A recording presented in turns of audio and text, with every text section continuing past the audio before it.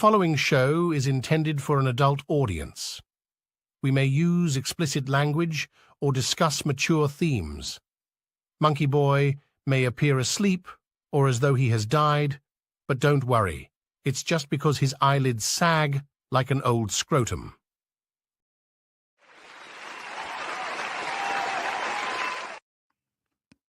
Wow, well, that was a quick applause, wasn't it? I don't know what happened there. Hello, Monkeyboy. How are you this evening? And hello, everyone in the chat. Nick, I'm Thank all you right. for joining us. Oh, sorry, that kind of threw me a bit there. I was a little bit discombobulated. I was like, expecting a slightly longer applause. You know, fluff my ego a little bit. But yeah, a little bit abrupt, wasn't it? But never mind.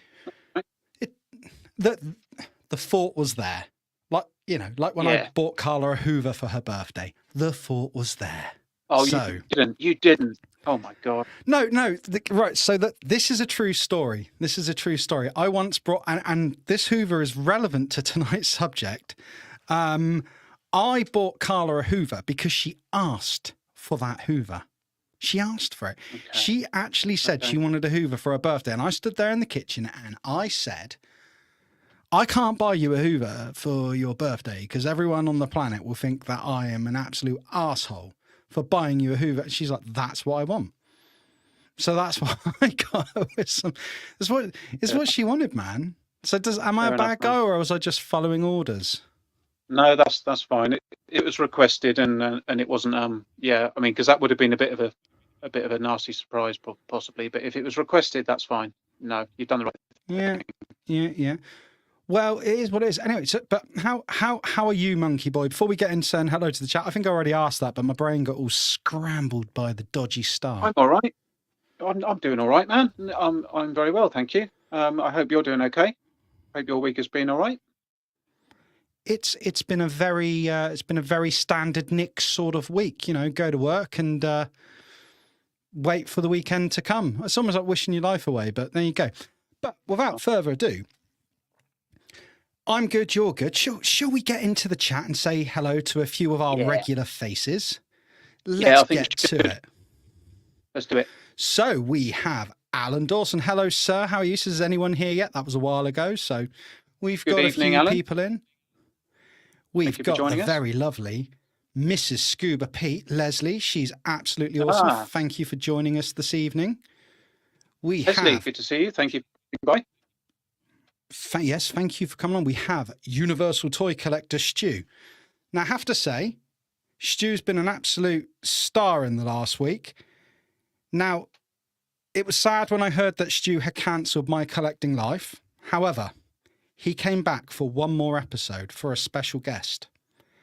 And we have an exclusive clip from that episode that we will be showing later this evening. So please do stick around to see that because I'm told it's a good clip, and I'm looking forward to that. I'm looking forward to it very much. We also have a long time ago. Hello there. Thank you for coming along. Hey, hello, LLTA. LLTA, yes, indeed. We have Shabby Geek. Hello, Shabby. Thank you for popping along, sir. Good to see you. Hey. Thanks, man. Always good to have Shabby in the house. We have Travels and More with Jason. Hello, mate. I hope you're doing very well, sir. We have Good evening, Jason. Kim Gonick. Hello, Kim Gonick. I saw somewhere in the chat that she insulted my hat later on, but I don't care. It's my hat. It's because I want to wear a hat. I want to be edgy and cool. So we'll go with that. We also have... Sorry, I've got a little bit of a chest infection going on, guys. So if you hear a lot of heavy breathing, it's because I'm a little bit laboured this evening. So we've said hello to them. We have... Gerard Kane in the house. Hello, sir. Hope you are well. Good evening, sir. Thank you for dropping by. We have Retro Toy Guy Si. Hello there. Hello there. Good evening, Si. I know it's an hour later for you, so it'll be 11 o'clock for Simon. But thanks for joining us. Do appreciate you stopping by, dude. Thank you very much. Always very kind to make the effort for us, sir. We have the very good-looking Chris Miwa from Chasing 80s Toys. Thank you for popping along, sir. Good evening, Chris. And you know, we do have a guest tonight, and these two sort of come as a package deal. So, but we'll get into that in a minute. We have Manga Fandanga, our Sai. Hello, Sai. Good to see you, sir. Oh, Sai, how you doing, man? Good to see you, Sai. And this could be, good morning. It will be good morning from Keep On Collecting. Hello. Good to see you, chaps. Hello. Hello. Hope you are well. We have, excellent. We have Ben Stutley in the house. Good to see you, sir. Hope that you are well. Good evening, Ben. Good evening. Thank you for the well wishes there, sir. He says, good luck with the stream tonight. Thank you so much. Thanks, man. I was just checking this wasn't a troll. We had a troll on the last show, so I've learned to read comments before bringing them up on the screen. We have Lorena Finan. Is that Fianders? I can't really pronounce. I'm so sorry, but I know who this is. Hi, Nick. It's Goff here on my Ghost profile. I know who you are, and my friend likes to keep a low profile as to who they are. So hello, and thank Lorena. you for popping along. Yes. Thank you. Very much so. I'm going to skip past that person because they get a very special hello in a minute. We've got Kiwi G.I. Joe Customs and Collection. Hello good evening. There. Good to see you. I think it's the first time I've seen you on live, moderately entertaining. Or possibly good morning, actually. If you're from New Zealand, it will be good morning. Indeed, won't it? Indeed, yes. Well, thank you for making the effort. It's always appreciated. We have the better half of Stu, the Universal Toy Collector, the lovely Georgie Norris. Hello, Georgie. She says, evening, hello, all you lovelies. Always lovely for Georgie. She must be talking about you, Nick. Not talking about me. Well, you know, I'm sure she's saying it to the chat rather than us. So let's see who else we've got in here. I'm just scrolling. We have Rolando Flores. Hello, sir. Good to see you. Rolando. Hello, man. Hello. I'm just checking. I've not missed it. There's lots of people in this evening. I'm very excited to see all these faces. We have Delvian Seek. Hello, Delvian. How are you? Seek and destroy. Indeed. And I don't think I've said hello to this person already, but if I have, you get a double hello. We have Reading Movies. Lewis. Hello, dude. Thanks for stopping by. Good to see you. So, just popping in at the last minute, we have Victoria Squires, who assures me, earlier on this evening, I was chatting to her, she assured me that she is shit-faced. She's been at a wedding all day, so... Excellent. That'll make you badly, that will. That'll make you very badly. The green uns will make you badly. And another person. I was going to keep going, but I'm not complaining. TJC. Hello, TJC, sir. Hope you are well. And another person. Miss Detty. Oh, God, blimey. There's lots of you in this evening. Good to see you all. Good evening. Right. Good evening, lady. I did skip past somebody, and I skipped past them for a reason. And I just want to... Now, Emma C is in the house tonight, and she can't be here for long because she's traveling the globe yet again. She's always traveling this girl. Again, but there has been a very important development since the last time we spoke to the lovely Emma C. It's so I've just got to find where is it? Oh, I'll tell you what, I bloody hate navigating StreamYard. I'm rubbish at this. Emma C, I have to say, congratulations, Emma C. You have nabbed yourself a man. And I'm going to take down the blooming comment.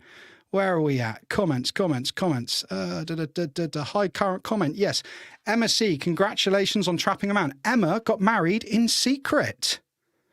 So, yes, indeed. Wow. Emma is now officially married. And I think that does deserve a round of applause.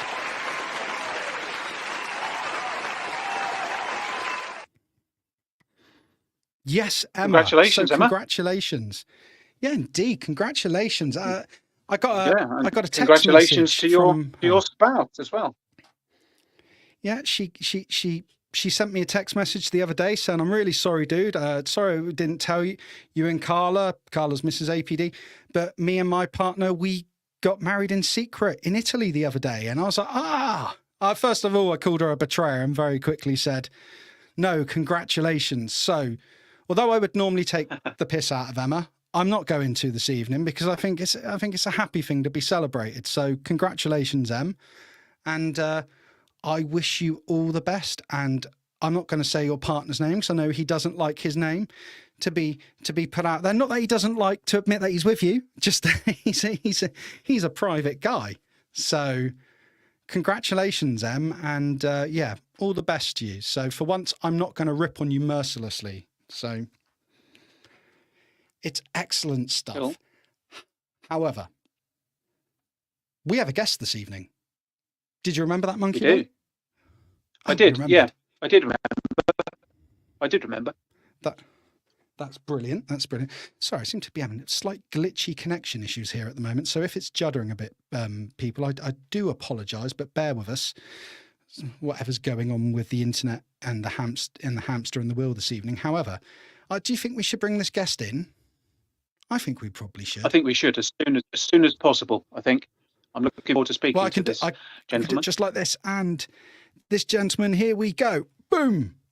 Hey! Scuba Pete. I'm just backstage Hey, playing man. with my Zygon. Yes. Oh my goodness, where has that been? Where on earth has that been? What are you Right, doing with that yeah. Zygon? Can we just? Did you pull that out of your pants? You pulled it out I of your did. pants. I had didn't it in you? my pocket because I was chasing Leslie around the house with it. Yep. We're chasing a woman around the house with a Zygon. I mean, Right? you can't ask for better on a Saturday, can you? Who would have thought of that? Waka waka. Well, clearly, Thanks for joining us, you, mate. It's sir. really good to see you, man. Hey, thanks for having me on, and Yes, congrats, thank you Emma. for agreeing. That's awesome Congratulations. stuff, isn't it? So Indeed. cool. Got to meet her at NEC and her partner. Classy people. I love them.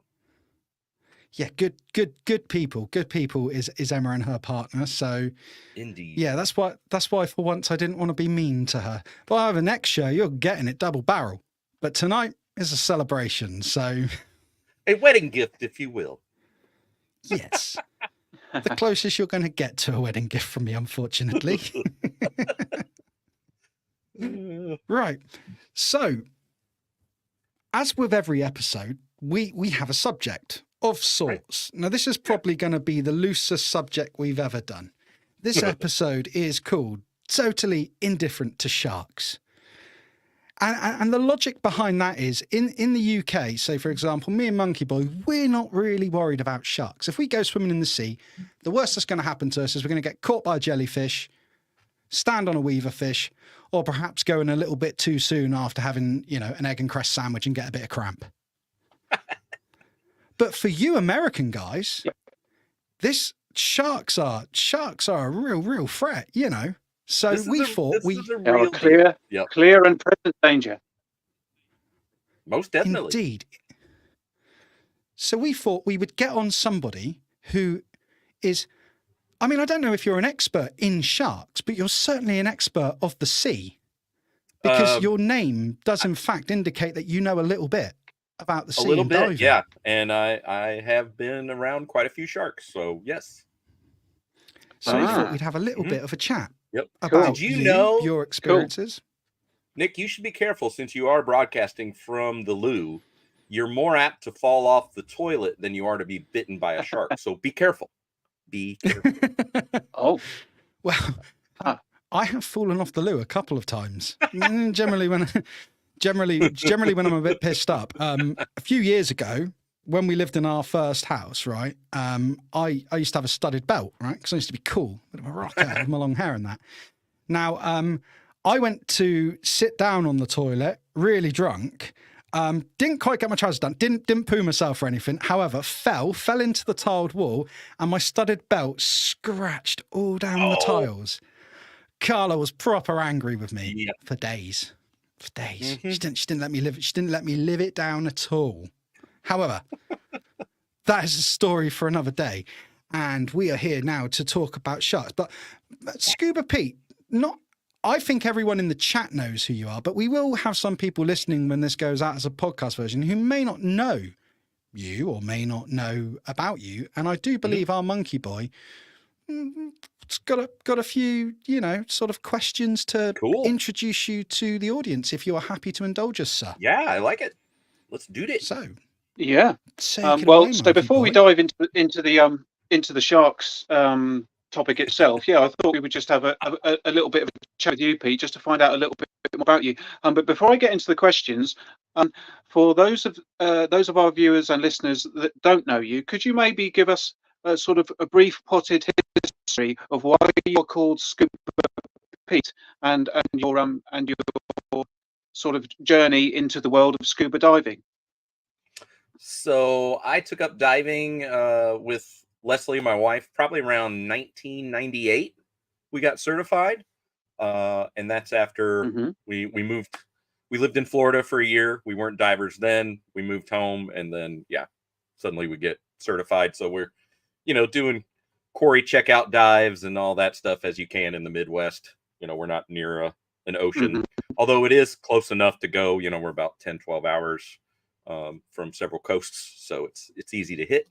But so I got certified early on, and we would take dive trips with some friends of ours, and that was usually like a 2-tank morning dive. And then because we're on holiday in Dominican Republic or Mexico, that means come afternoon you're back by lunch and it's party on. You can have Mm-hmm. your beverages of choice. You can get a little silly and get up the next morning and you do it all over again. And that skill ended up being used. I worked at a public aquarium for 4 years and dove in the shark tank many, many times doing maintenance. I worked in Wow. engineering, so we were setting up Santa's sled because we had a scuba Santa, for Christmas. So we would have to assemble the Okay. sled and, uh, you know, Wow. yeah. And it's been nuts ever since. Oh, that's cool. That's cool. So it was sort of an interest that you had that you took up that later became a profession of sorts. Mm-hmm. Very much so. Yeah. Yep. That's cool. Oh, that's cool. Oh, When very you cool did the stuff. See, diving in the aquarium, was that at a time when paying customers were there? Could the customers Yeah. see you, or was it all done Yep. hours? Always when we were open. And so we would be cleaning the tunnels because you could walk through the tunnel as a paying guest or sit in Sure. there was a big flat piece of acrylic, like 20 feet by 50 feet where you could really take on the shark tank Wow. and see, kind of a grander vista. But so we were always in there. You'd team up with a couple people. So you'd have a safety diver and then a couple people working, but cleaning acrylic of the tunnel. Get the algae off of it, and then we would pick a section of rock work and you would scrub that. And then if you got done Wow. early, which we all would, the bonus was getting to go to the flats, this big sand flat area, and you would sift for shark teeth. Because we had sand tiger sharks, which if you've ever seen a sand tiger, their teeth, they look so ferocious. Their teeth are literally like rotating. Yeah. The new ones are back here and the old ones are getting ready to fall out. And you're like, oh my God, they'll shred you to pieces. And they're actually the opposite. They're kind of like, oh, divers make a lot of noise. Let's go to the other side of the aquarium and get the hell away from them. Okay. And so, Oh, yeah, you would, to get closer to sharks, what we would do is actually hold our breath while sitting on the bottom, and then you would get them to just cruise by like really? literally this close, and you're like, sweet. Oh, But wow. again, the bubbles make such racket because we were on open circuit scuba. We weren't on closed fancy scuba. But yeah, sifting for their teeth was just kind of the bonus after an hour dive or whatever, or working your tail off.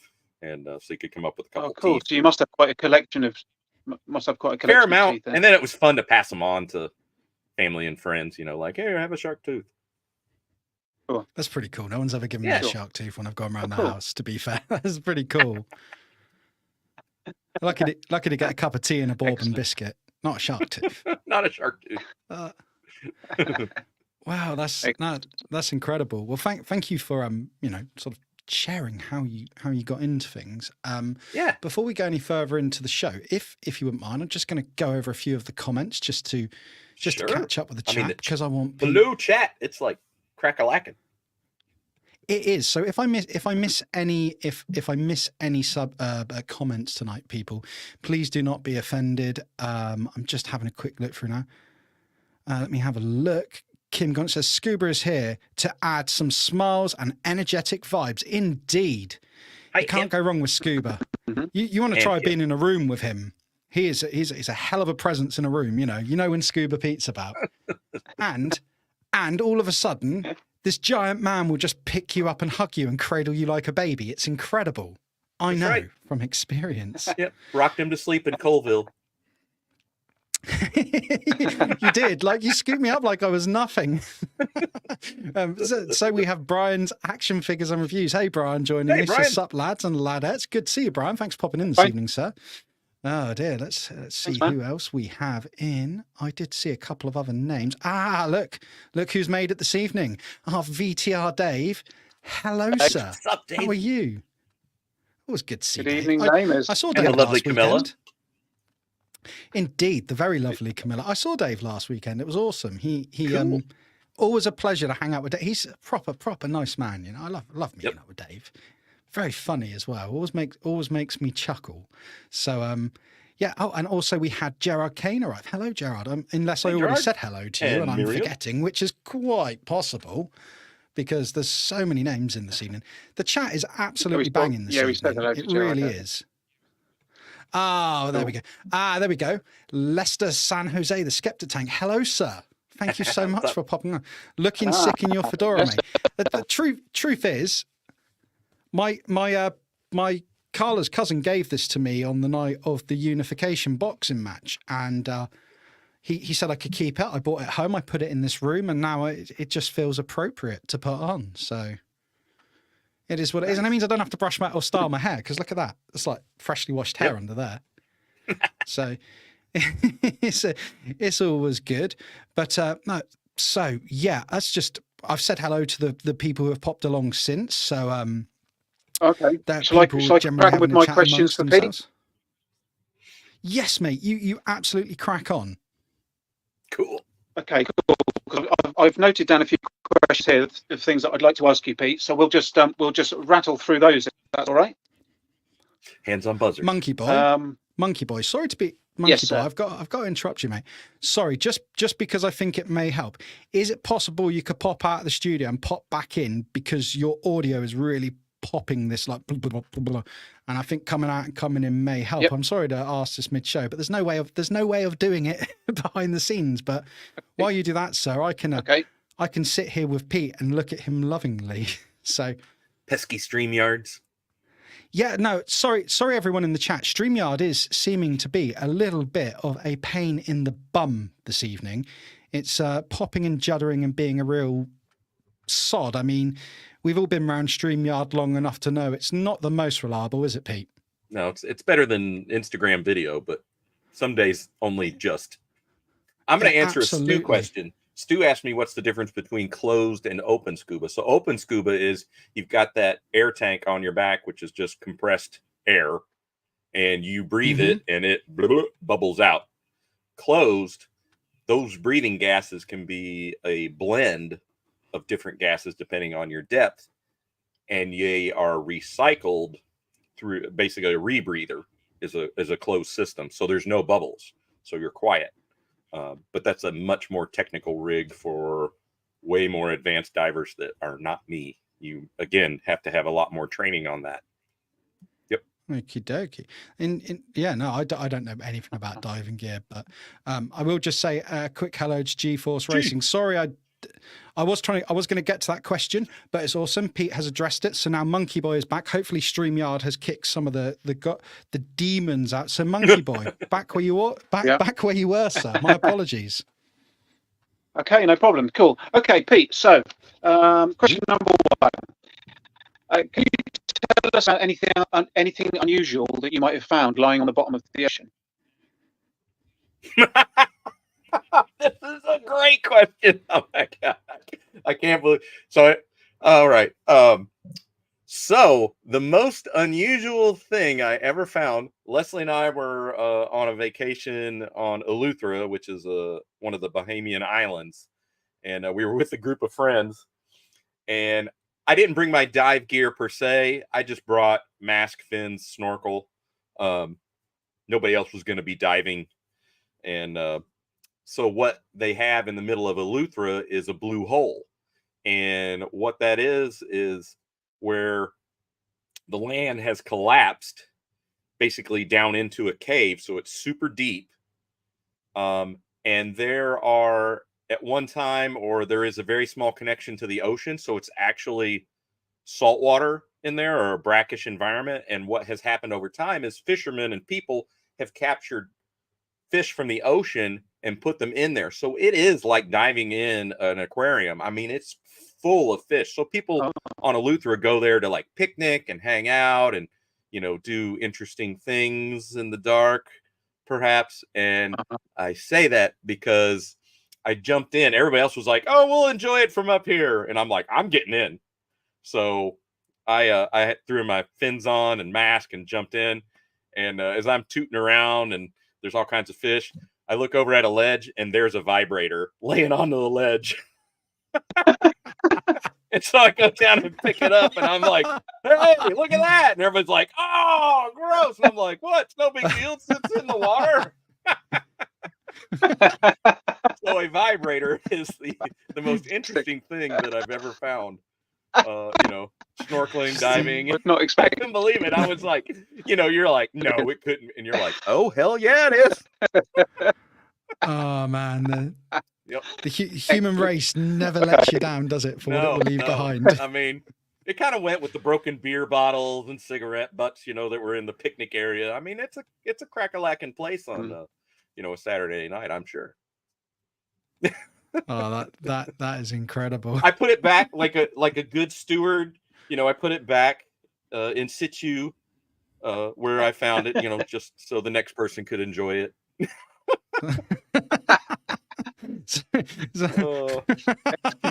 Oh, Yes, I finally got to use that. I'm so glad you asked that.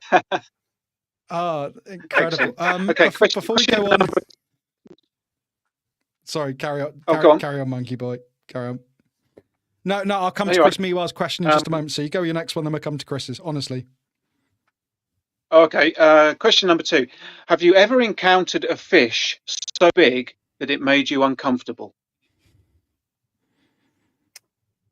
I've yet to dive with the whale shark, which is, you know, they're not a threat. They are just super ginormous, gentle beasts.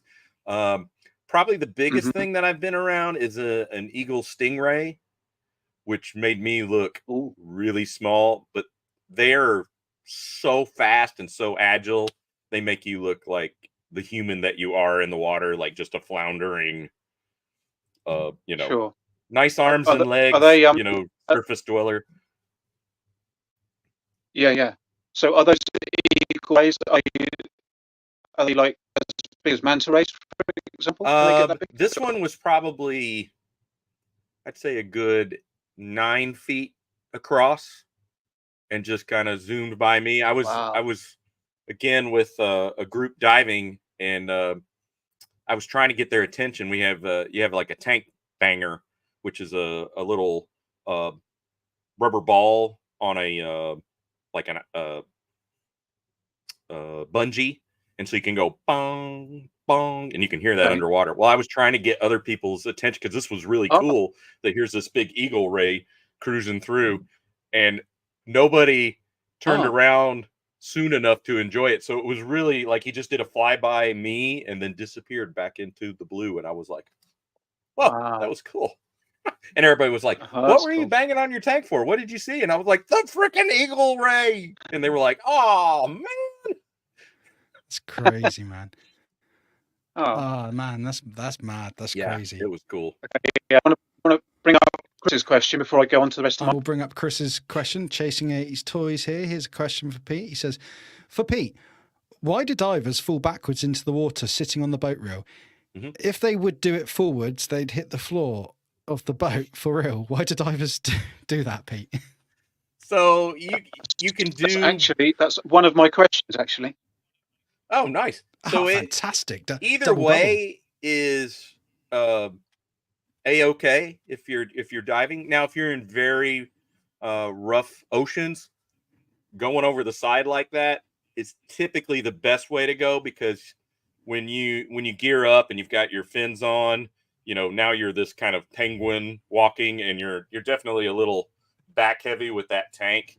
And if it's, you're doing surges, you're trying to balance all that and make your way to the back of the boat, you can get hurt. So it's oftentimes easier just to rig up. You're already in your seat with all that. Now get up on the gunnel of the boat and just bloop over backwards, and then you're in the water much quicker, much more safe. But if it's calm oceans, which is typically, if you're diving, most operations aren't going to take you out if the seas are angry that day, my friend, to quote Seinfeld. So typically you're doing a giant stride entry off the back of the boat. So you're making your way, and you just do a big split kick in the air, and then as you land, you bring them together to kind of stop your momentum downward, and it just kind of halts you, almost like a lifeguard jumping in, and they're at the surface, and then you give the "I'm okay," and then they're like, "Okay," and then you can go about your way. Yep. Good question. That always amazes me. Always amazes me, the sign language that divers do. I assume that is something you must absolutely learn before going into the sea, how to communicate with your hands. I mean, they do make slates that you can write on, with a pencil underwater, and you can talk that way. Or if you're super, super fancy, you've got the Jacques Cousteau, full face rig that's out there with the transducer in it. So say the three of us are doing some sort of archaeological survey, or we're treasure hunting, we can literally talk to each other like, "Hey, Nick, you're going to want to come over and see this." And Monkeyboy's like, "I'm on my way too," so you've got that connected. Cool. But normally it's hand signals. I just wanted to bring up a comment from Alan as well before Monkeyboy carries on with his questions. It just made me laugh. I can imagine Scuba surfacing like the Lady of the Lake, Warrior Legends, holding aloft the vibrator like Excalibur. Yeah, I did, because it was about 10 feet down on that ledge, so I had to go down, grab it, and then, of course, I made sure that was the first thing piercing the surface as I came up, and everybody's like, "Oh my God!" I'm like, "Yeah." I do have a question about it. Was it a generic shaped vibrator, or was it a anatomically correct vibrator? It was like old school, 80s, 90s generic, not submersible in any way, shape, or fashion. Not like the ones you'd see in a vending machine in a dodgy bar. Yeah, exactly. Yeah, takes 2C batteries.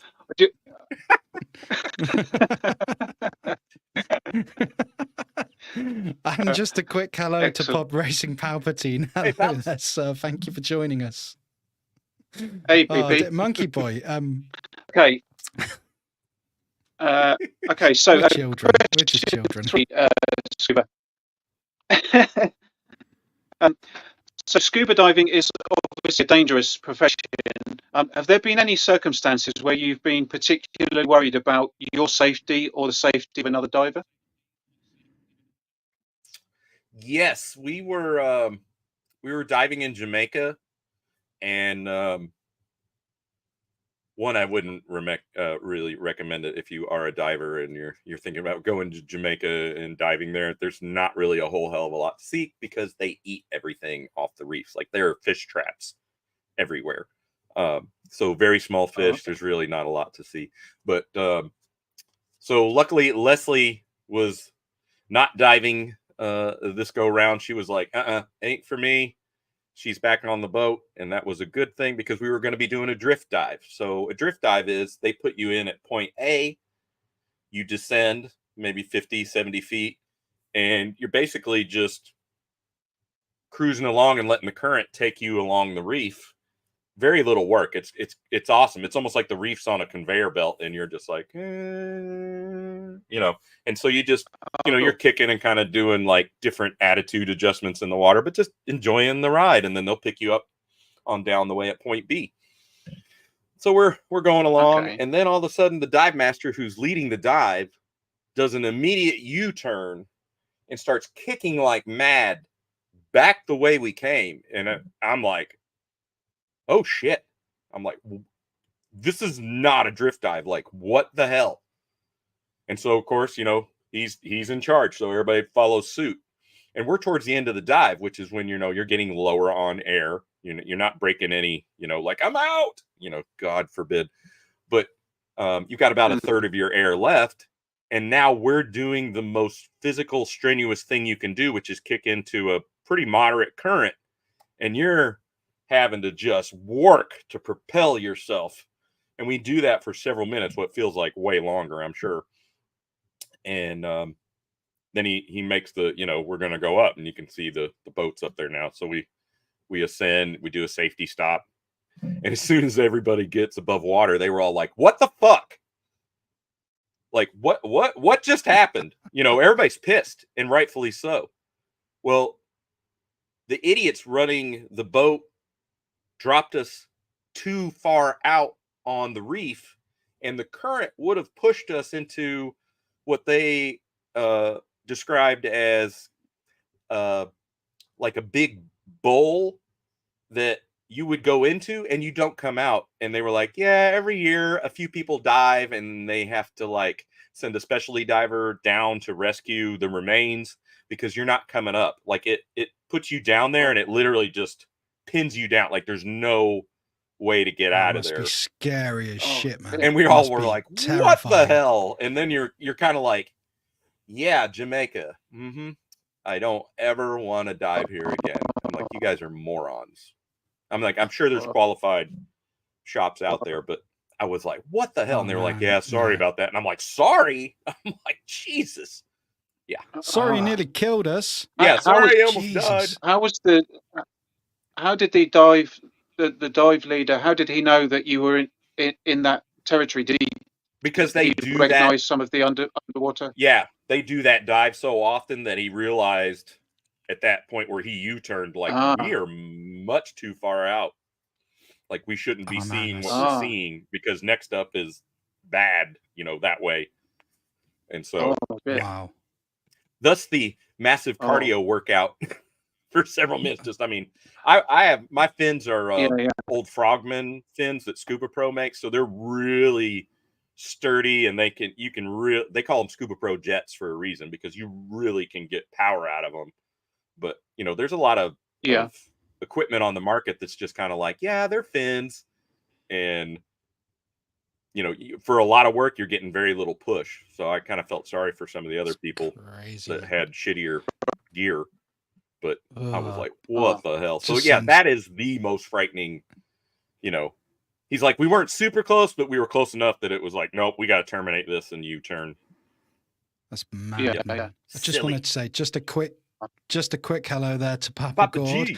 and hey, Pete. And a quick hello to Pete, PGM show. Hello, mate. How are you? Hello, Thank Pete. you for popping along this evening, sir.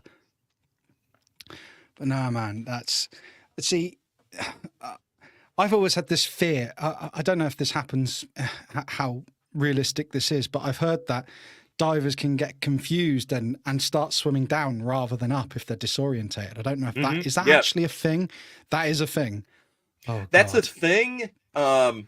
So it can happen, if you're doing like a cavern dive or a cave dive, and you maybe stir up the sediment. That could happen very, very easily, that you become disoriented on which way's up, which way's down. And there is, I'm not going to say, oh, I've never had any kind of panic.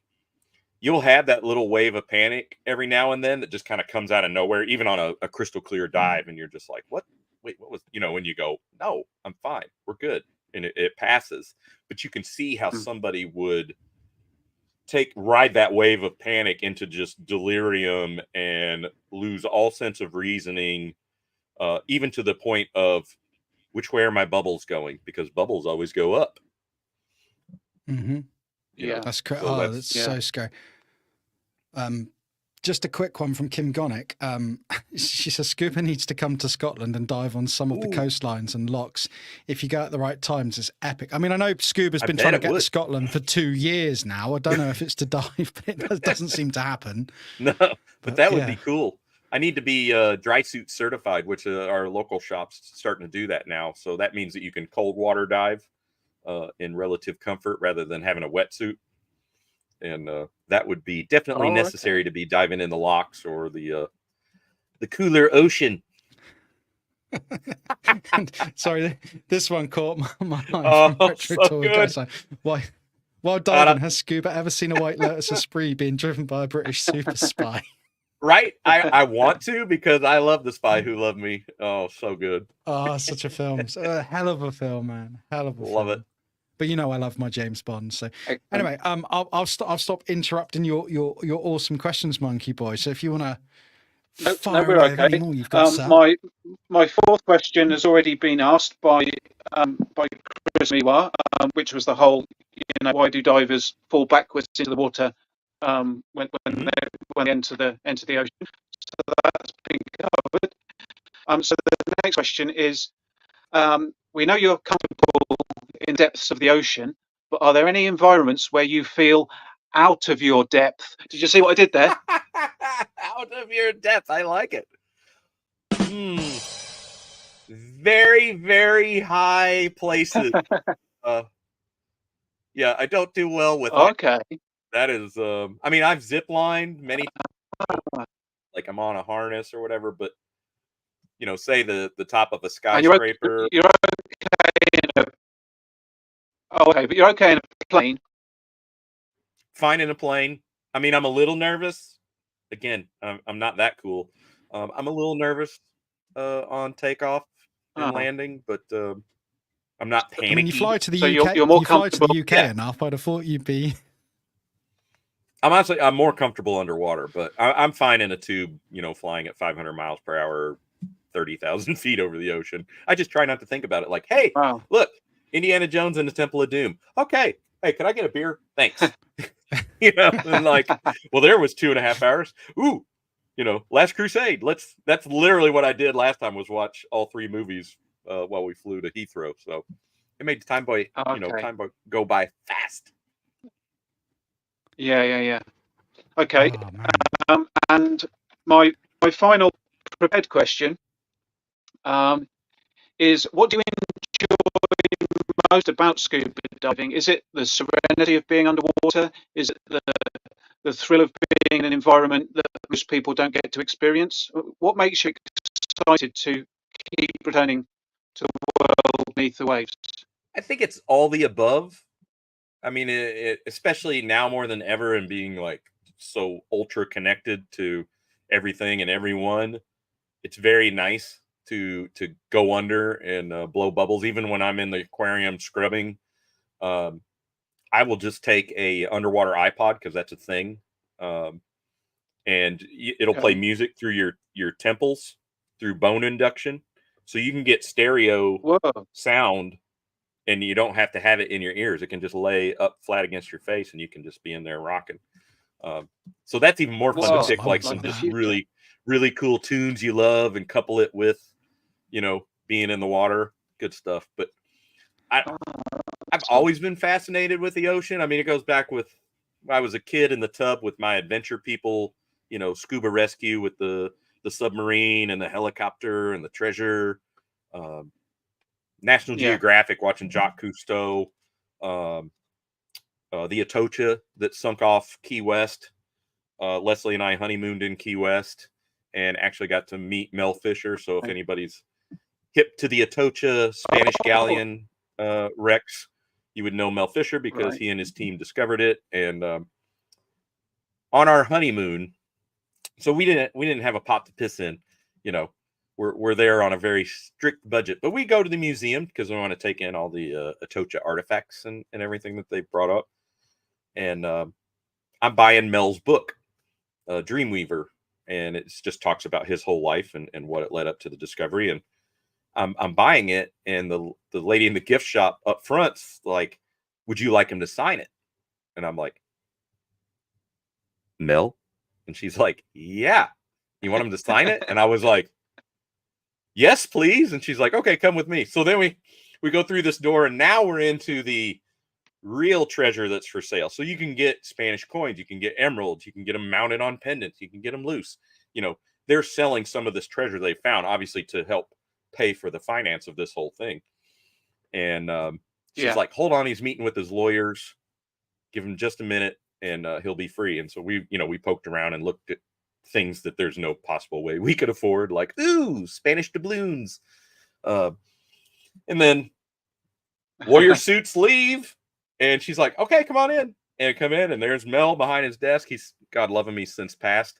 But he's like, oh, well, here, let me sign the book for you. And and then we start chatting, and we talk about diving and what brings us to Key West. And, oh, congratulations on being married. And then, being the ever consummate salesman, Mel immediately goes into pitching this year's share in the treasure haul if you invest right now.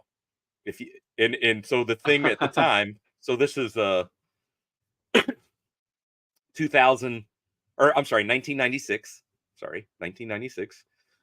He's like, for $6,000, you can still get in on the last 6 months of the year's treasure ops, and basically share in whatever they find.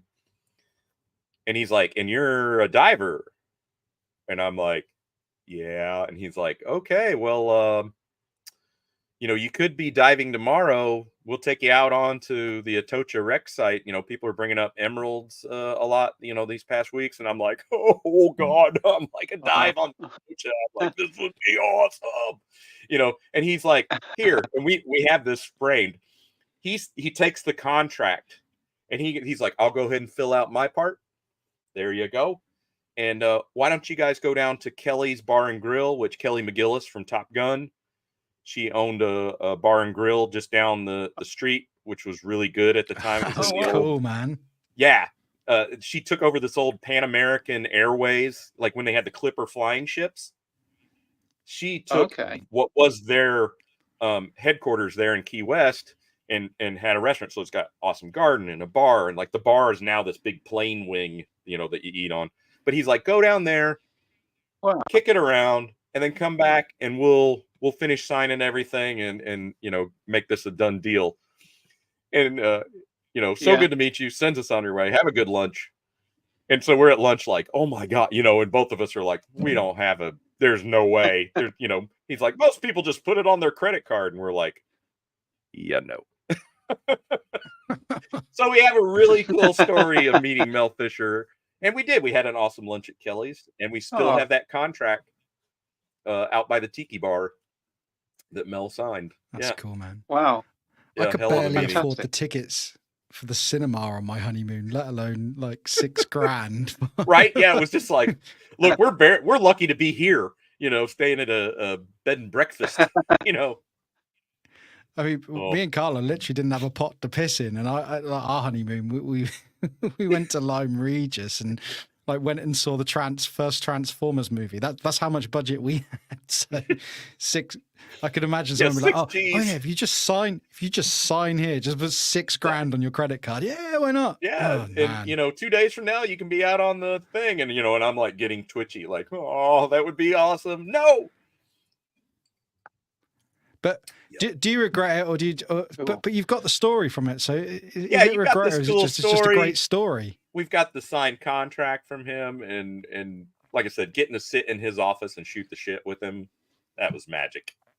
Because I watched all the documentaries. I have the National Geographics. Like Mom and Dad made sure to help. They feed my obsession with the Spanish treasure fleets. So it just way cool. So you said at the beginning of the stream that you when you started scuba diving was sort of slightly later in life. Had you seen the film Jaws at that point? I assume you had. Oh yeah, and all the ones since. So honestly, it's one of those. Did that things, have any bearing on? It certainly didn't frighten me off. Becoming a diver. Our actual first open water dives were see retro was in the Bahamas, in Freeport, and so we're newly minted. got our C card, and we're like, la la la. We've done all the checkout dives in the quarry. Now we're headed to ocean dive. And very first day, we do like I think it was like a 70-foot dive on the reef, and I burn up my air so quick, not because I was panicking, but because I also have saltwater aquariums. I'm freaking out at all the cool sea life that's around there. Like a French angel swims by that's like bigger than a dinner plate, and I'm like, holy cow, that fish is worth, like $1,500. That's amazing. And there's like little blue and yellow gobies, and you're like, oh, that is awesome. And I'm like, and then I look at my air and I'm like, oh crap. And I was diving as a trio with our neighbors. And so I'm like, get their attention. And I'm like, and they were like, what? Like, we'd only been down like 20 minutes. And I'm here, at like, it's time to ascend and do your safety stop. And they were like, bye. And I was like, oh, and they were like, the boat is right there. Bye. Because they stayed down, and so I made my ascent up because they came up and they were just laughing their ass off at me because they were like, how could you have went through your air that quick? And I was like, I guess I got a little excited, not panicking, but I was just so excited because they were like, oh my God, we were, not even halfway through our supply. So yeah, later we paid for this dive, take your dumb ass up there and wait for us to finish. So I guess a question I'd have to that, and it may seem dumb, but are there any dumb questions if you don't know? Nah. You're a big dude, as in, yeah. and you make me look like a toddler. And because you're bigger, does that mean presumably you're going to go through oxygen quicker? Surely, will Not you? Would you necessarily. take more? It really is a skill. Oh, okay. What it is going to take is you're going to take more weight to get your butt down, in a comfortable manner. So you're going to be packing more weight on you in your releasable dive weight system, be it a belt or if it's built into your BC vest. Yeah, that's the only difference. But if you're an experienced diver, you're going to go through your air like my neighbors much more slowly because you know how to control that in a very calm manner and really kind of get into the zen of it all. And now, because most of my dives are in these big aquariums and I'm scrubbing, if I was above water, I'd be sweating my balls off, but underwater, you're scrubbing, you're working hard, and it's the same deal. If I were to breathe like you would think you would breathe, working hard, you'd be down for no time at all. And it's like, nope, I need to be in the water in here for 2 to 3 hours. I've got to slow down, think about it very thoughtfully on how you're breathing to extend that air so that you can get the job done. Yep. I never. It stands to reason. It makes sense, but it never occurred to me before that if you're excitable, it makes sense now. You're gonna take more air in. But so I redeemed myself later in the day because my second dive ever was a shark dive. So we have a little lunch. We have a sit interval, which means you're off gassing nitrogen from your previous dive, and we're going to be diving shallower. We're in maybe 25 feet of water tops, and we're doing a shark dive. And those have probably become more controversial, in the nowadays, because they literally do bait the sharks in with food for you to experience them as a diver. And a lot of people are like, you're screwing with their whole way of doing things. Now they're dependent on a dumb human to come get a snack. So they overweight you and say, okay, your idea is to get to the bottom. You're going to be really excited, try to tame that excitement. Of course, I'm thinking, yeah, I know what can happen. I remember this morning. And they were like, in fact, you're going to be so enamored with the sharks that we don't even want you to sweat checking your air like a good diver should. What you'll do when you get down to the bottom is you're going to You're going to kneel on the bottom because they overweight you just a little bit, so you're not all, "Whoa," so you're literally down on the sand. And we sit in kind of a semicircle. And there's a dive master behind us that's kind of just in charge, basically a safety diver, watching our backs. And then you'll take your air gauge and you'll make sure that's presented out, with your hands crossed. So it's right here, and he can see that air. And so he's kind of swimming just over you, watching everybody's air consumption. And so then out of the inky blue comes the guy in the chainmail suit, and he's walking on the bottom because he's really overweight, right? And he's got the bait container with all the grub in it, the fish. And so he's and the sharks you start looking around and you're like, holy hell. I mean, you've got all these reef sharks, black tips, white tips, sandbar sharks are now gathering because this is a daily event that they come to expect. And so here he comes, and he's maybe a couple meters from us, and that's where he kind of sets up camp. And again, we're all, nobody's flailing about.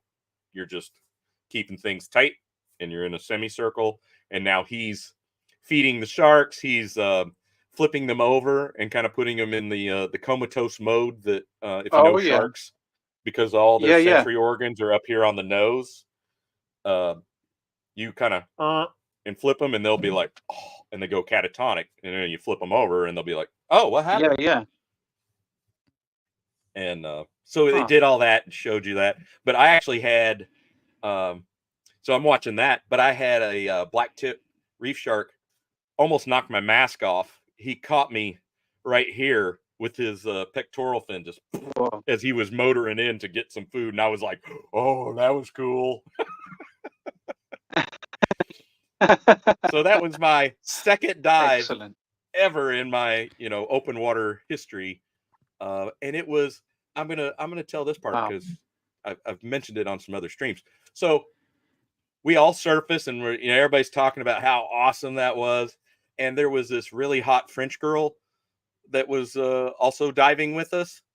And we're headed back into Freeport, into the harbor.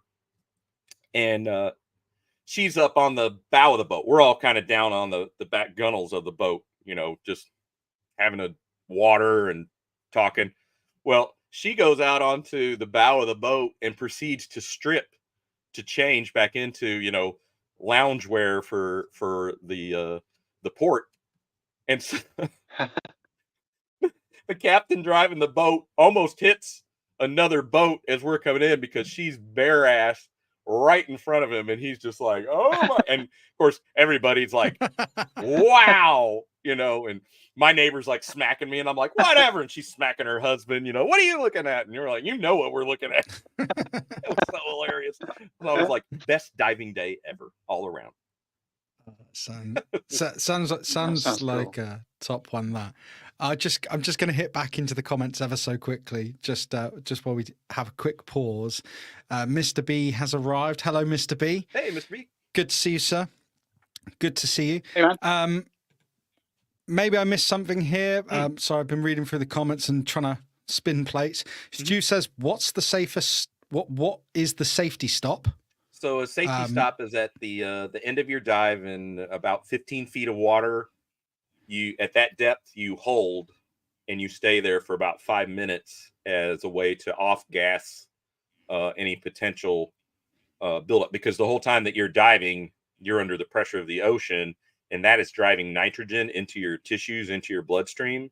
And so the rule is never ascend faster than your air bubbles. So if you were, say, at like 50, 70, 90 foot depth, kind of still recreational, you're not super deep. And let me tell you, 90 feet feels no different than 30 feet when you're down there. You literally have to look at your gauge and go, 90 feet. Wow. Go figure. But having that gas driven into you from the air that you're breathing, because there's nitrogen in that air. It's not just, everybody always thinks it's like pure oxygen, and that is not it. You do that safety stop to be careful and allow a pause and allow for some off gassing. And where people get, you've called or heard of the bends, rapture of the deep. Yeah. You know, you can get the bends, and that's where you ascend way too rapidly. You disregard your safety stop, and quite probable go faster than your bubbles, like in a panic or something. And so you've now risen so quickly that those gases in your bloodstream want to bubble out like a Coke that you shook up and pop the top and reduce the pressure. Right. So and it can kill you or paralyze you at best. And the treatment is to get you to a hyperbaric chamber ASAP to put you back under pressure and then slowly bring you up. Very expensive, very dangerous, not a good thing. Where I grew up in Poole in Dorset, a lot of diving there. I remember a place, I believe I once worked in a law firm. Crazy, I know. But there was a hyperbaric chamber next door to there. And I remember I saw people being taken in and out of there. And I presume they must have had shit. We got to get up top and we'll deal with this afterwards. Yeah, there was something that went horribly wrong. And And another question came in from Kim Gonick. She says, for scuba, what's the ugliest fish animal have you seen? What is the ugliest fish animal you have seen? I know we have some ugly ass fish. So that's probably the ugliest I've ever seen is a toadfish, which is very much like it sounds, a toad, a frog. It's got bits like warts and things, that are kind of growing off of it because it's an ambush predator. You'll find it on the bottom and kind of blending in with the algae and sponges and all that. So they can be, red and orange and yellow colored and dark brown, but they have like all this junk on them, to help mask that they are a fish, so they can catch that fish that's stupid enough to just do and they. So yeah, that's probably the ugliest. The coolest thing I've seen is, you every once in a while, if you get lucky, you can find an octopus, which is way cool. And to see them and how they blend in to that environment with what they do is amazing. Oh yeah, Jax was watching a show on YouTube the other day with this guy. He ended up setting it free, but he built like an assault course for it. They are clever. Yes, they are so clever, super smart.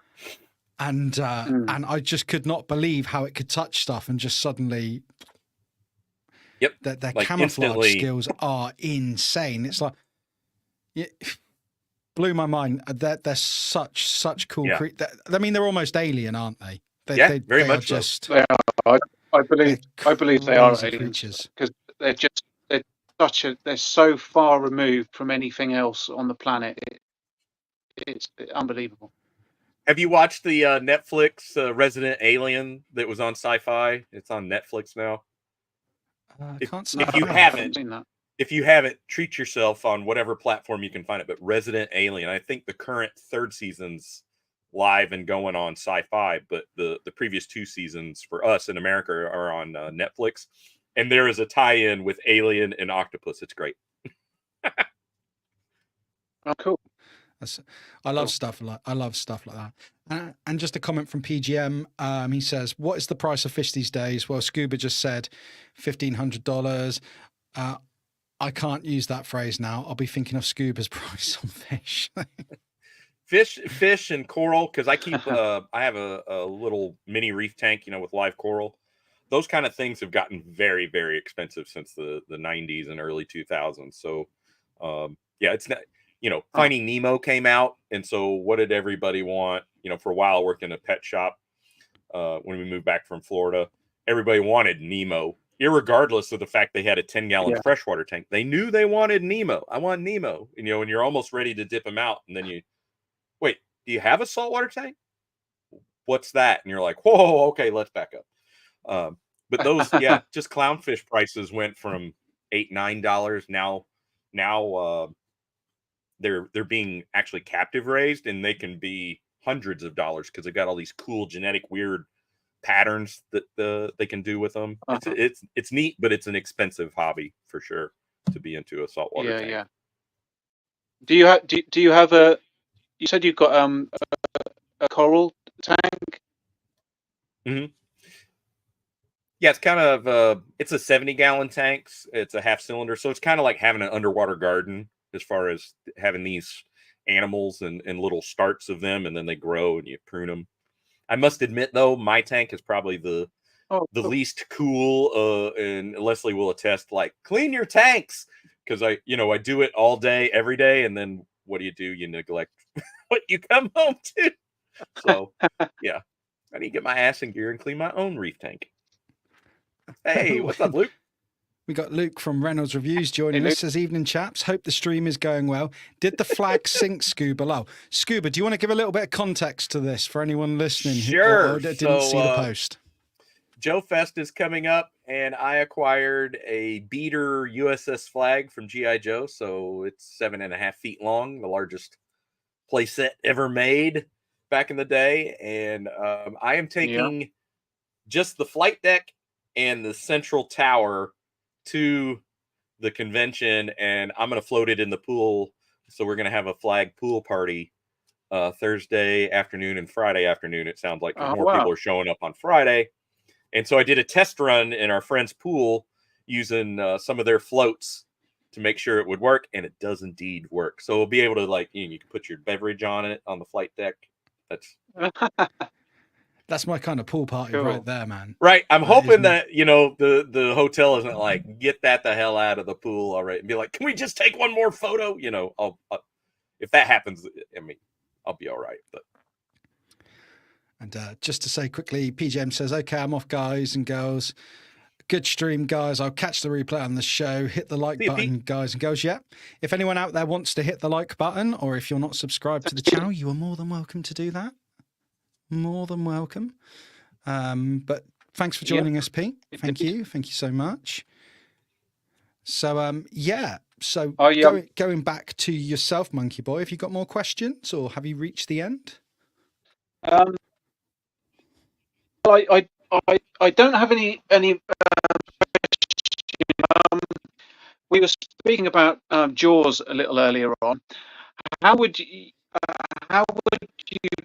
both feel if there were to be a Jaws remake announced? How would you feel about that? I think it would be really cool. I mean, of course, we're living in the age of Hollywood has lost its creative soul, so let's just redo everything we've ever done in the past. But I think that is definitely a property that, if done, I think they should go back old school feel to it, but with modern tech, and maybe not modern tech in the site or the way that everything's CGI'd, like where you're like, oh, whoopee doo. I've seen that shark movie. Samuel L. Jackson was in it. Yeah. Give it this, old I know everybody throws around retro now as a term, but give it this retro old feel, but update the tech on the shark. Maybe change the story a bit, not like just recreate it flat out. I think that would be cool. Make it another where you're afraid to go into the water. Do you think that the original Jaws, though? I mean, I'm indifferent on if they should remake it, because often remakes just seem so disappointing. But as with anything, it's who does it and do they do it well. But to sort of come back from the question of a remake, I mean, I'm indifferent. I wouldn't mind seeing one if it's done well. But do you think Jaws is responsible for a lot of the fear? My theory is, as an English guy, do you think Jaws was the thing that made us all, well, those who live around seas with sharks, did Jaws instill the fear of God into people about sharks? Was it all from Jaws, do you think? I think it is. It bears the significant brunt of blame, because so many people saw that and instilled it into their kids, like, oh my God, like that could actually happen. Then I would say, to dive back on Monkeyboy's question about a remake, if they did a remake of Jaws, do you think it could capture that fear factor that the original Jaws captures? Like, so if you look at I think the original Texas Chainsaw Massacre is one of the best horror films ever. But it's not so much what you see, it's more what you don't see. And that's where, although the remake was all right, could they capture, in a remake of Jaws, could they capture that suspense and fear again? Do you think they would ever be able, or was that lightning in a bottle? I don't know. You've got, that was our parents taking us to see that movie and getting the crap scared out of us, and they're instilling that in us, and then like our kids, I think they're a little less So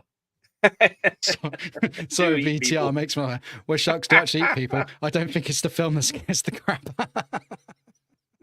Very, very valid point there, Dave. Very valid point.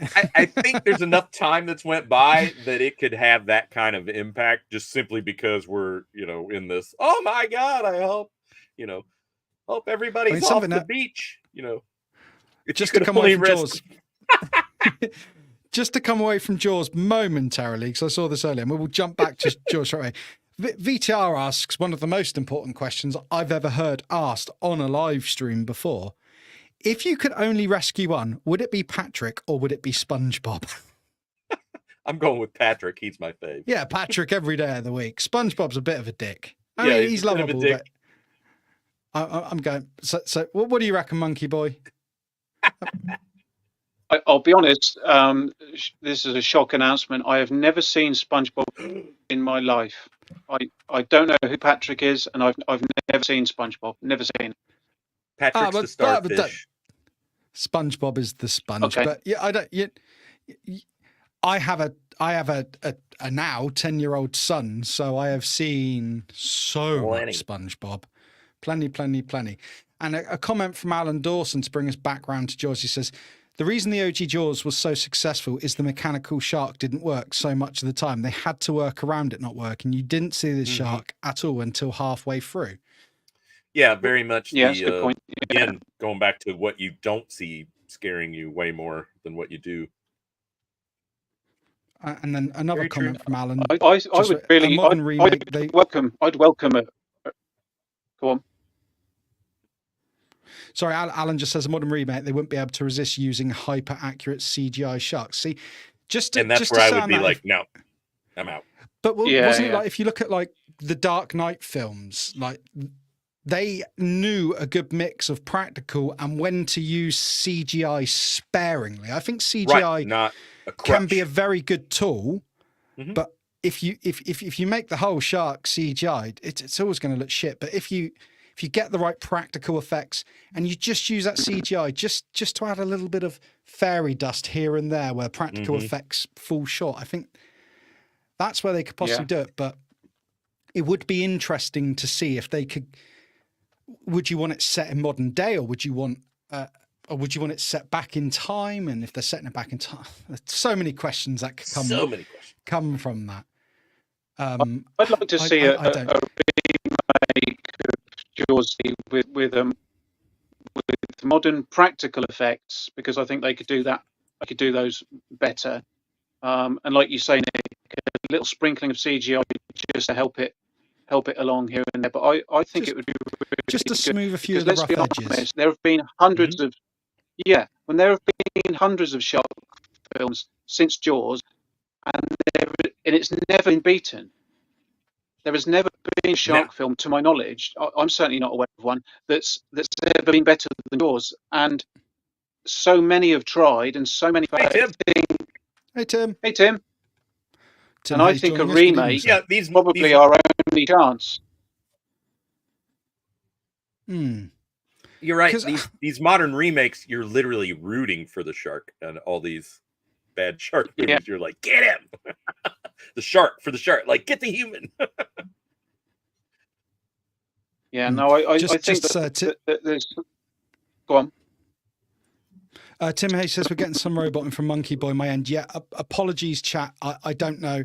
There's no way I can really get around that, unfortunately. But if apologies for that. But thank you for bearing with us. Unfortunately, sometimes StreamYard is just not the kindest to us, and it's unfortunate. But Sorry, guys. Yeah.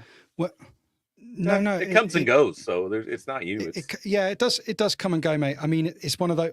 What can you do? I mean, all I can offer is apologies to the chat. But what I we've can been rolling say with is it when all it comes, show. We're good.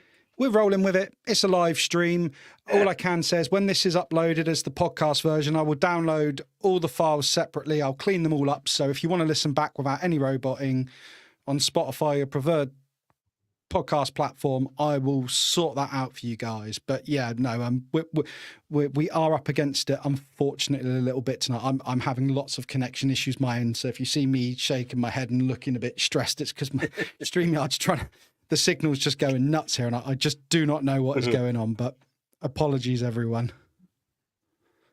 So anyway, back to the Jaws thing. Where were we? Sorry. Whether I think we covered it. Whether a remake would be plausible. Could it capture that zeitgeist? Yeah. It's there have been doing a good shark film, and they've all fallen short. There have been some good ones, I would say, but no great ones. No, nothing like. And so He glitched. Oh. I'm with glitchy. You know, even like Jaws, the first, like that was the pinnacle, the best. And and then after that was just kind of like, yeah, it's okay. Yeah, I remember being a kid, and a Monkeyboy just popped out for a second. That I think there's a little glitch. I'll bring him back on in. Sorry about that, Monkeyboy. No, that's all right. Sorry, he's back. It just dropped out. I don't know what's going on. I guess maybe my internet is being a dick. I really don't know. Mate, there's not a lot you can do, mate. Yeah, no worries. It's not your tech, man. I know your tech's set up very, very well. It's just sometimes internet and StreamYard. But me and Scuba Pete were saying about the Jaws films. Sometimes when I watched all the Jaws films as a kid. The first time I watched them all, the BBC, I think it was BBC or ITV, one of the channels decided over a few nights to play all the Jaws films. Oh, interesting. And even as a young kid, I knew the best one was Jaws because they sort of just got progressively worse. Yeah. And that's the way it can go sometimes. That they're trying to capture the magic again. And sometimes, as I said the phrase earlier, lightning in a bottle, you can't, it's not always. Yeah, it just ends up being hollow attempts.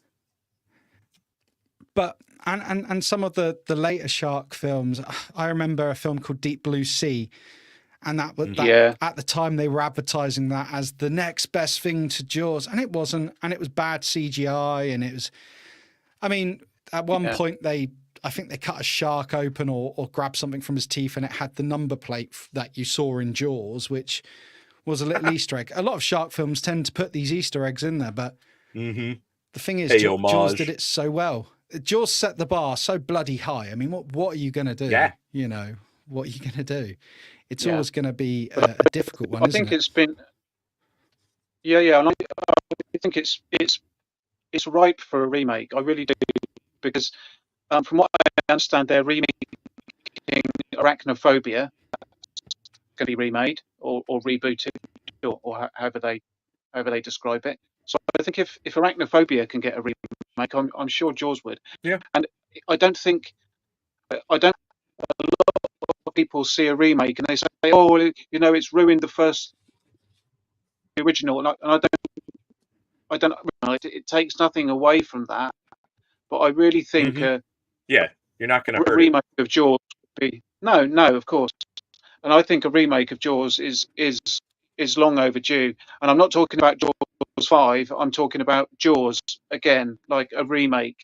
Either a remake of the story or a modernized version of the story. But I'd like to see a fairly faithful remake. Hey, Brian. I think you can really play to based on the Peter Benchley book. That built-in human fear of the unknown. Got plenty of friends who are like, yeah, I love the beach. I am not putting one toe in that water at all. They're that fearful of what might be out there, and they're like, oh, hell no. And but you can easily play to that. Are sharks as aggressive as shown in Jaws, though? It really depends on the species and where that encounter is, and you always sadly hear about the attacks that occur, close to shore, and it's not that shark was like, I want to eat a human today. No, he was chasing a bait ball, and it just bad place, wrong time, and voila. Would I do a? I don't think it needs a remake. Oh, sorry. Shabby just saying that I don't think it needs a remake. The 75 movie it definitely totally holds up today. Classic. It holds up. Monkey Boy is quite keen for it. Myself, I'm indifferent. Back on that, just going back to that quickly from Shabby's comment, it just depends how. For me, it just depends how you do it. You know. Yeah, and do it right, and it can be. Yeah, if you do it right, but with the current slew of cinematic garbage that's been spewed out lately, it's like, yeah, I don't have the faith that it would be done well. Well, on shark films, just to, I did a poll on my YouTube community page. Thank you very much. Just terrible me.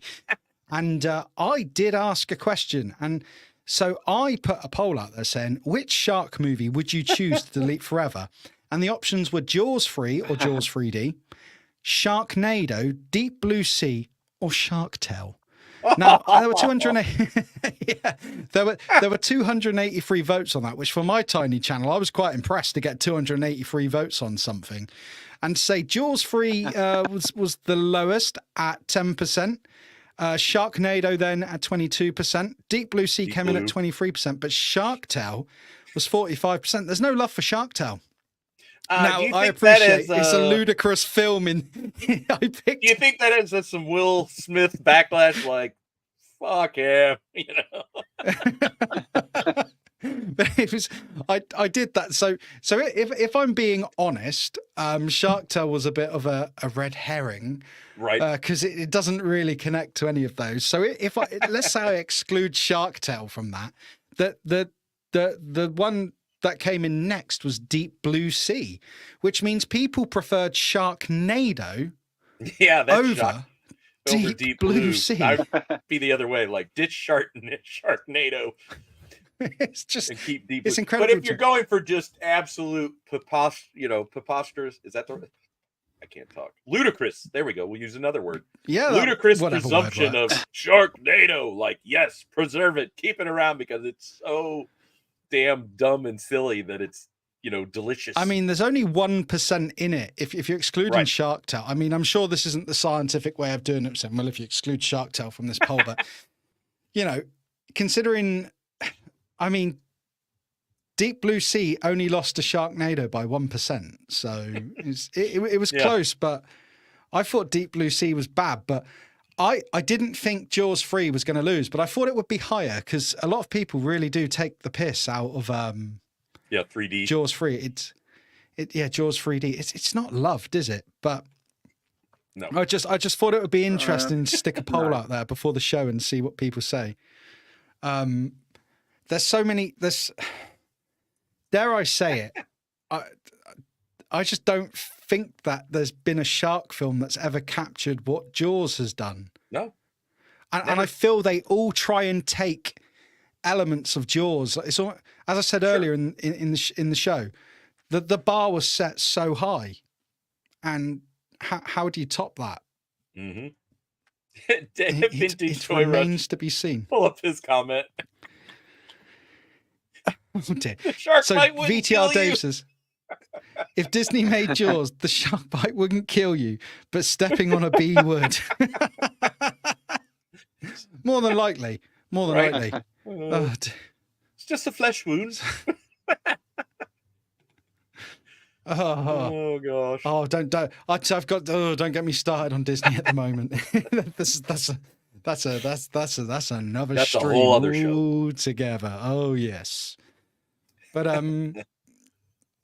Mr. B says during summertime we always get shark attacks here and there. So yep, if you're living on the coast and plenty of tourists, it's gonna happen. So is it more tourists who tend to get nabbed by Brucey Boy then? Because locals surely know when and when isn't good. I think or where they shouldn't swim in the sea. And the general public is just dumb when it comes to that kind of, like, they think it's Disney World, right?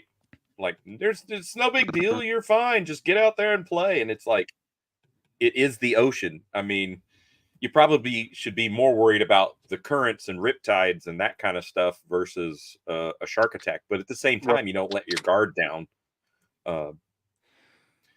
Yeah, Sure. I never want to be waiting in a big bait ball of fish and be like, oh, this is not good. That's, no. Well, I used to go, when I was younger, me and my friend Slim, I was in a band with him, and we used to swim all year round in the sea. Now, granted, in the winter, you barely make 2 or 3 minutes because we'd literally go in just our shorts. Oh my God, the cold, the pain, as I just said bluntly, the pain through your nuts from cold water in January in the UK is unreal. It's like you've been kicked. But to keep going, when about 12 years ago now, me and Carla went to America, a bit of a belated, decent honeymoon. And we went to Santa Monica Pier and we went to the beach there. And because I'd been keeping up with my sea swimming, I was like, I've got to go and swim there, And the first time in another sea, yes, a different ocean, all that. But I was like, my God, everything was different. I know it's a different ocean, but so different. Just everything, I know that sounds weird and bizarre to say, but I would have assumed, other than the temperature, you'd assume that going in the sea is going in the sea. But no, to me, it wasn't. It was very different. Yep, very different. All manner of different locations and temperatures and things to be wary of, like California coast, that's like sea lions and seal territory, like the big elephant seals. And I remember, I think it was last year, somebody was posted where like the lifeguards are basically on the like clear the beach because these elephant seals were like coming up and they're pissed off, like it's all about territory and turf. And here's people like just like, oh my God. And so when then the seal's charging, they're just like, oh, where did this come from? And it's like, it's a wild animal. And I mean, the thing people dumb. tend to get out of the way. He does not care. In the UK, it's not so much. It's not so much creatures attacking and killing people. See, it's normally people getting well out of their depth with tides, climbing around rocks and things, and just getting stranded. And and people just never seem to learn. And it's tragic that anyone losing their life is tragically sad. But every year you hear about someone who's got caught short because they've climbed around a bit, they've gone to a bit, the tides come up, they're stuck, and you think, geez, man, I don't know how. I was always told you don't. You need a healthy respect on this stream. Don't fuck about with the sea. It's gonna get you. It's gonna do what it does. Yeah, and you can't always rely that the RNLI are gonna get there in time. That's our lifeboat. And I think service, that's so. I hear it a lot. People are like, "Oh my God, I would never dive." With all the sharks and all that, and it's like they're really not around like you would think they're around because you're offshore diving. It's a rarity to see them. Now, granted, you're going to go dive in the Florida Keys, which is, you can see the whole world in 20 feet or less. You're going to see nurse sharks, which are basically like catfish on the bottom. Not that you should go mess with them, but that's not really a shark that people think of when you think, Mr. B makes an interesting comment. He says, we get a lot of seals, which is one of a shark's favorite meals. So they confuse people with seals. Sure. Wow. So makes perfect sense. If you've ever seen the, what was it, out of South Africa with air jaws where they're towing a seal silhouette behind the boat. And here's these great whites leaping out of the water, thinking that that's a seal, and they get like all that footage for Shark Week. It's like, hello. Yeah. It's crazy, man. I mean, sharks are the sea sharks. Look, if we go in the sea, and we get attacked by a shark, ultimately we're in their territory. It's not like that. It's not like they're coming up on land and causing us problems. We're going right. Yeah, exactly. There I was at Asda on the biscuit aisle, and a shark came out of nowhere. Bloody sharks. But it wasn't a shark. It was Scuba. And I'm like, put down the pink Packers. They're mine.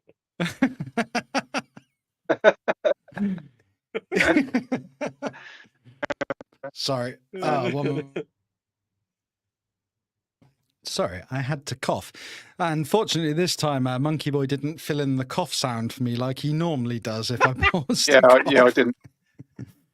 Yeah, But I didn't.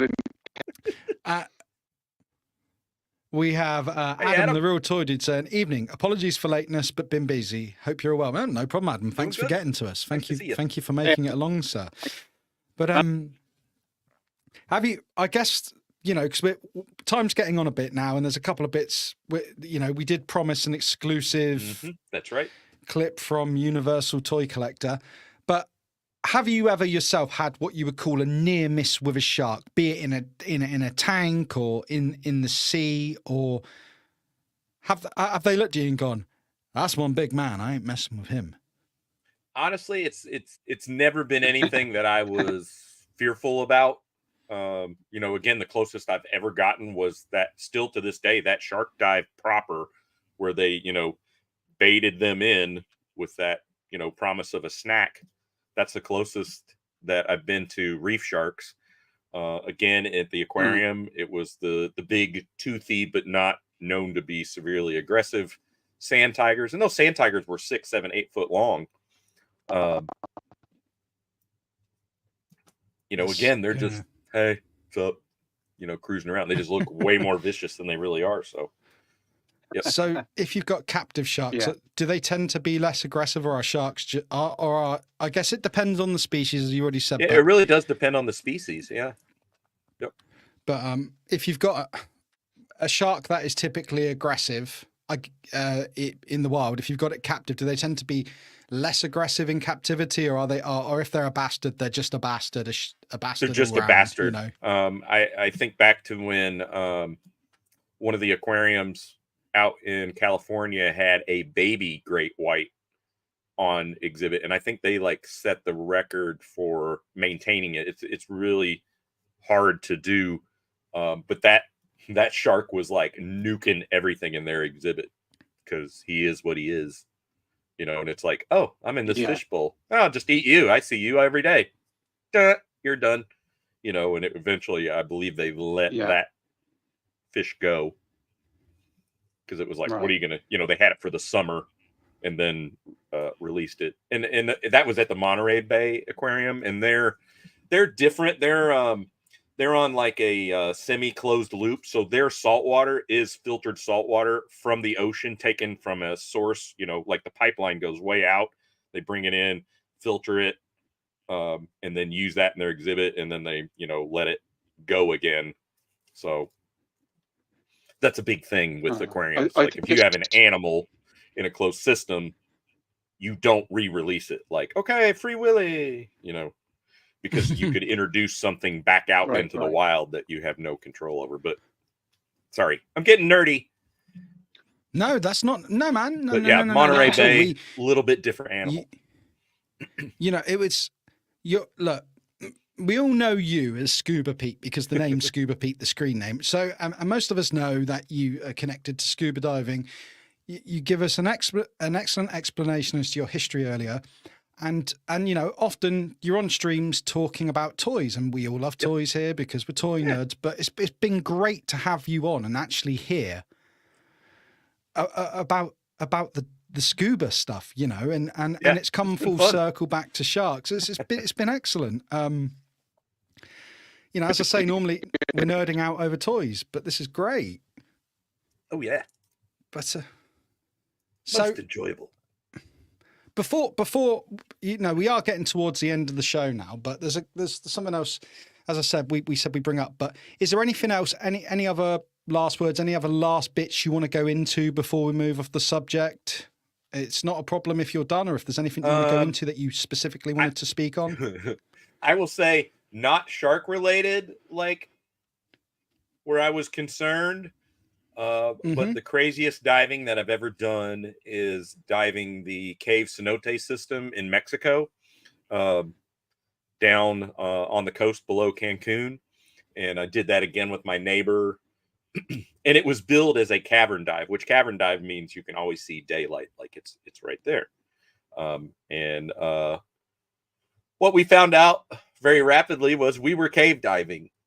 and we were a 4-person team. We had a Frenchman who helped map a lot of that system because there's cenotes all over the place in the Yucatan Peninsula. And so he was leading the dive. We basically got a crash course on diving with the nylon line and the little arrows. The arrows always point the way out, not the way in.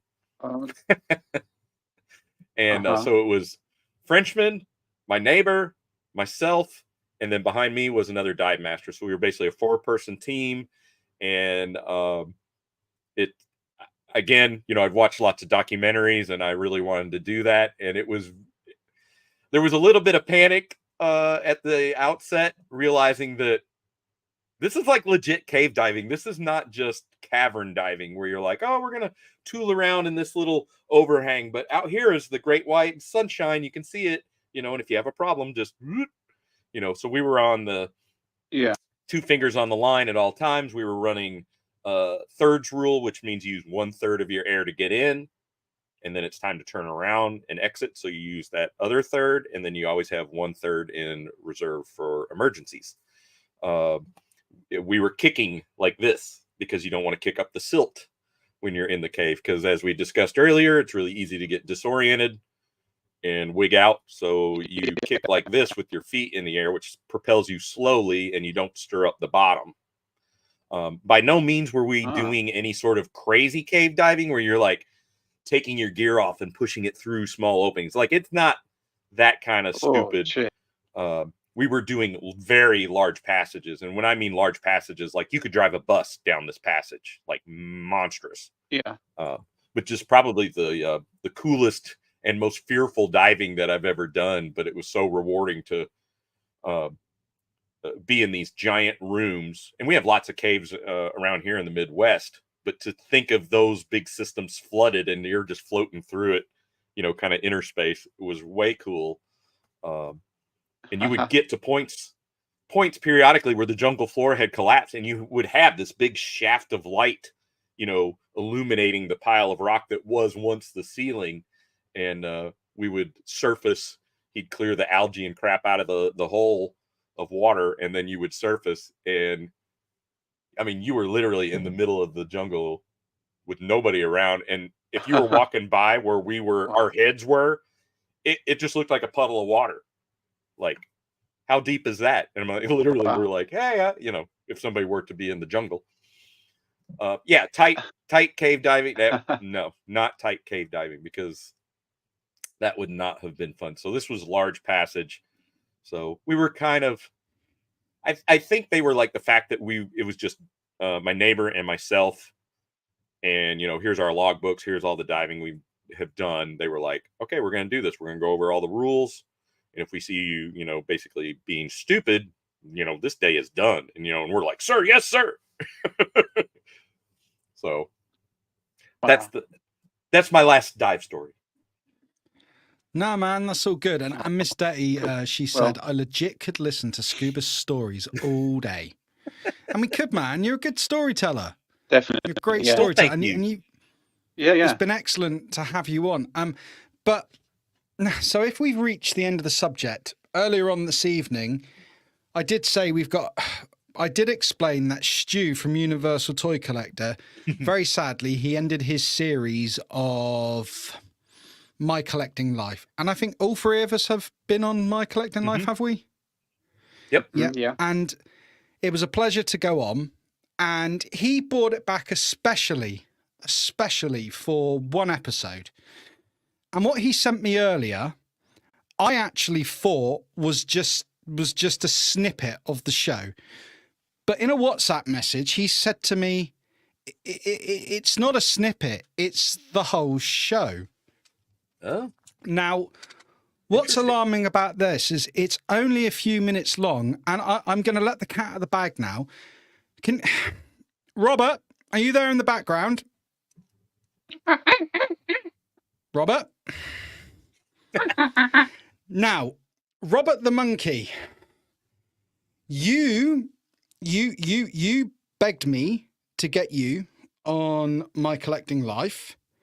I thought we had a clip, and Stu has said to me that what he sent through is the entire show. Now, as I say, yeah. Well, here's the problem, Robert. Stu tells me that it is, in fact, he tells me that it is in fact the whole show. So, Pete, I know you're the guest tonight, but would you mind if we played this exclusive one-off My Collecting Life? I am intrigued by this final episode of My Collecting Life. Yeah, me too.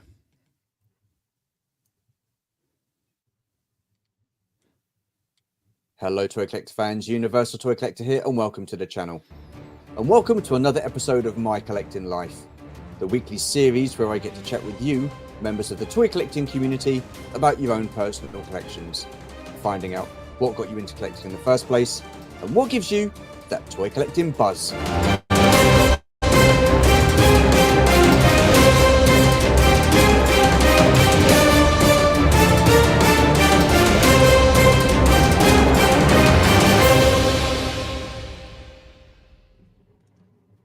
Right then, you lot. So, who is the guest on this week's episode then? I hear you all ask. Well, why don't we all find out? Sit yourselves down, put your feet up, make yourselves comfortable, and let's take a look at some of his collection in a musical montage.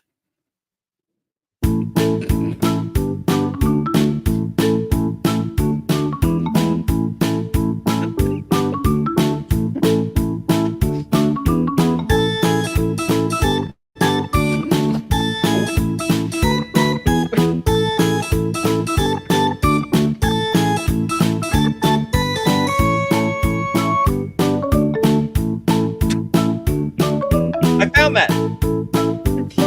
That's what Pete found in the sea.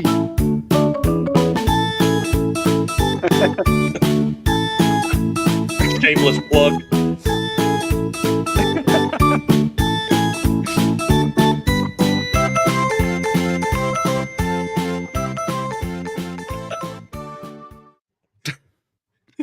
Alrighty then, so not quite the collection I was expecting. Interesting, to say the least, I've got to say. But look, the reason I'm coming back to do My Collecting Life is because once I found out this next guest said he was interested or wanted to take part, I couldn't refuse. It was a no-brainer. This guy is a hero of mine. I look up to him. I'm heavily influenced by him. And for him to finally be on the channel, I'm absolutely made up. So with great pleasure, I'm delighted to welcome to the channel for the first time, Robert. Robert, hello. How are you, sir? Thank you so much, my friend.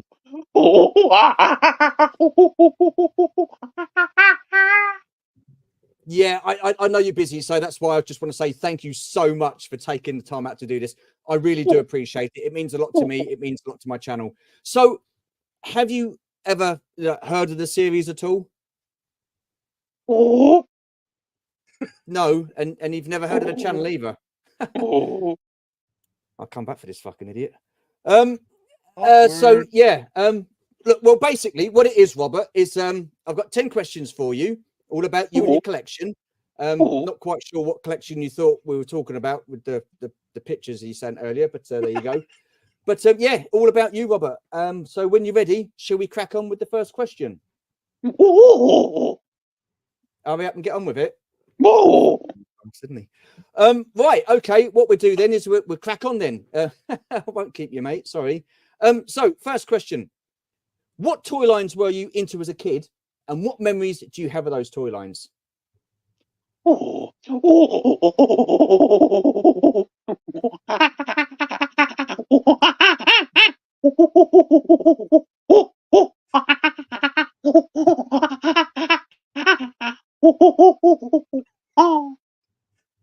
Yeah, you didn't quite answer the question there, Robert. I was asking you about toy lines and as a kid.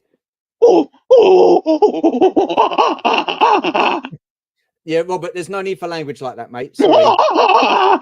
I don't care who you are, right?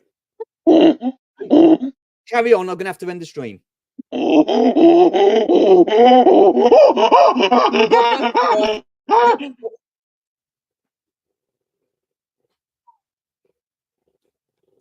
Oh.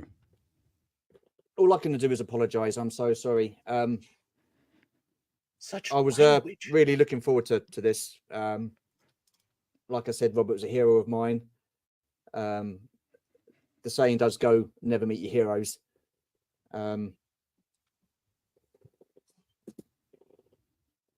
Speechless. Yeah, and until next time.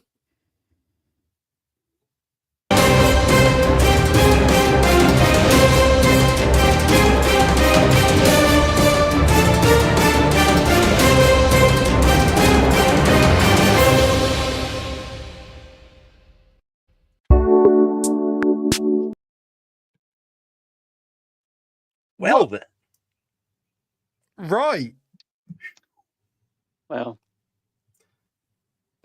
I haven't heard that string of cuss words. The hell was that, Robert? You begged me. What? I don't think I'll ever get over that outburst. I mean, you put yourself out there for a friend. What? Oh, look at him. He's kind of sad. I can only apologise to Stu, the universal toy collector there. That is... You've let yourself down, Robert. You've let Monkeyboy down. You've let me down. You've let Live Moderately Entertaining down. And what the hell were you doing raiding my toy drawer? Look at that face, though. I can't stay mad at him. Look at him. No. You can't ask Pete a question.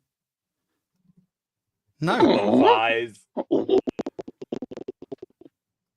Robert, you're grounded, mate. Off you go. Bye. No. Sorry, Robert. No.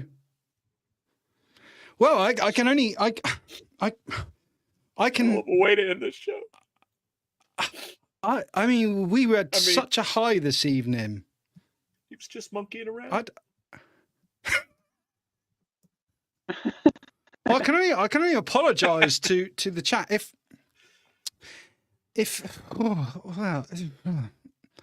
I think we should just move on from that. Really, Monkeyboy. I don't know. Is he not going to counselling anymore? What's going on? I don't know what's up with him. He's out of control at the moment. I really don't know. There's no talking to him. You don't. So you he's don't really think it's just anything gone, to do with us? It's gone Sorry, ape Pete, carry on, lately. mate. He's really been going ape lately. Yeah. You don't think it's anything to do with us bounding him for a week and holding him hostage before the first episode, do you? You don't think that had any lasting effect? It can't have done. I don't know. It might be residual trauma from that. I'm not sure. It's difficult to tell. Is he still snorting the Gorilla Glue, though?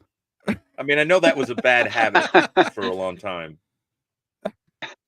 Well, it's tough to kick.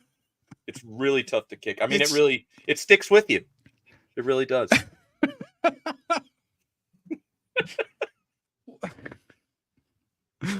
Well, look, I mean,